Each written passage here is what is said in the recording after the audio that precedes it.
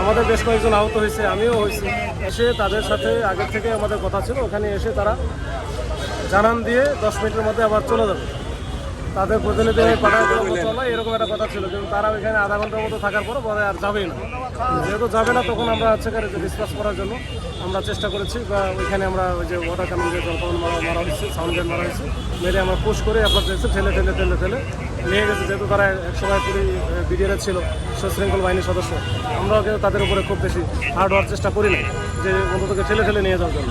তো এইভাবে নিয়ে গেছি। এখন যান চলাচল স্বাভাবিক, রাস্তা ফ্রি। এখন ওরা আছে বিভিন্ন দিকে, হয়তো ওই যে চলে যাচ্ছে আর কি, হয়তো শহীদ মিনারে বা শাহবাগের কোথাও একটা নিরিবিলি জায়গায় যাবে। এই হচ্ছে অবস্থা সর্বশেষ। আর আপাতত সমস্যা আমরা দেখছি পুলিশ সদস্য কয়েকজন আহত হয়েছে। ভাই আপনার দেখছি পুলিশ সদস্য কয়েকজন আহত হয়েছে।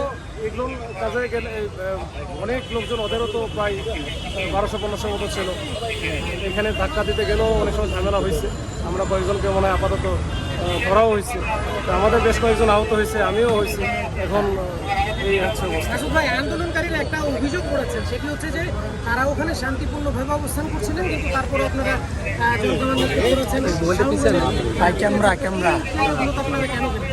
যখন যেখানে 144 জারি করা থাকে, ওইখানে তো 4 জনের বেশি যাওয়াই যায় না। ওখানে শান্তিপূর্ণ বা অশান্তিপূর্ণের বিষয় না, ওখানে যেভাবেই থাকুক, ওইখানে হচ্ছে ডিসকাস করাটাই আমার হচ্ছে মূল কাজ, মূল আইনের যে বিষয়টা।